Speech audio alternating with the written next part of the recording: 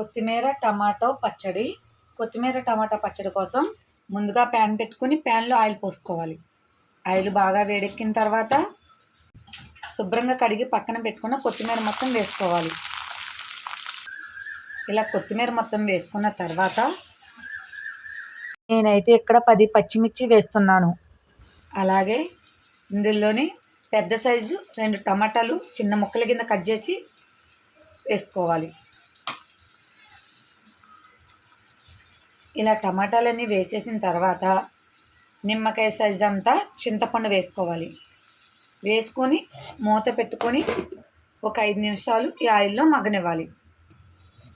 5 నిమిషాల తర్వాత మూత తీసి చూస్తే ఈ విధంగా కొంచెం వరకు మగ్గిన వీటన్నిటిని కూడా మొత్తం మిక్స్ అయ్యేలా కలుపుకొని కొత్తిమీర టమాటాలు అలాగే పచ్చిమిర్చి చింతపండు ఇవన్నీ కూడా ఈ ఆయిల్లో మగ్గిపోయేంత వరకు వీటన్నిటిని ఆయిల్లో ఫ్రై చేసుకోవాలి. మధ్య మధ్యలో ఇలా కలుపుకుంటూ మొత్తం అంతా కూడా ఫ్రై చేసుకోవాలి. ఇలా మొత్తం అన్నీ బాగా మగ్గిపోయిన తర్వాత ఈ మగ్గిపోయిన వాటిలో కొద్దిగా జీలకర్ర వేసుకోవాలి. కొద్దిగా జీలకర్ర వేసుకొని సరిపడా కల్లుప్పు వేసుకోవాలి.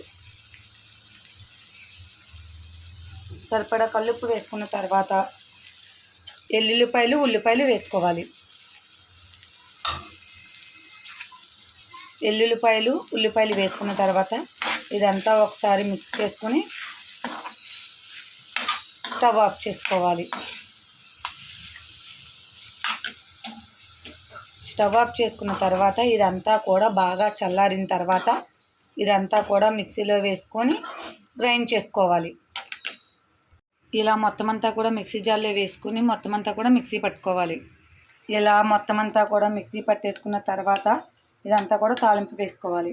తాలింపు కోసం అదే ప్యాన్లో ఆయిల్ పోసుకుని ఆయిల్ బాగా వేడెక్కిన తర్వాత వేడెక్కిన ఈ ఆయిల్లో ఎల్లుల్లిపాయలు జీలకర్ర ఎండుమిర్చి కరివేపాకు మొత్తం వేసుకుని ఫ్రై చేసుకోవాలి.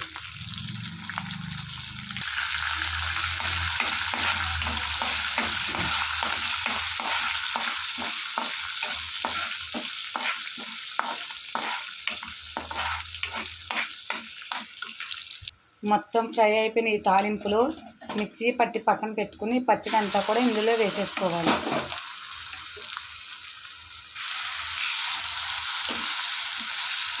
వేసుకుని అంతా కూడా మిక్స్ చేసుకోవాలి. టమాటా కొత్తిమీర పచ్చడి రెడీ అయిపోయింది. చూడండి, కొత్తిమీర టమాటా పచ్చడి రెడీ అయిపోయింది. ఈ విధంగా మీరు కూడా ట్రై చేయండి. చాలా టేస్టీగా ఉంటుంది. చాలా సింపుల్గా కూడా అయిపోతుంది. Okay, bye friends.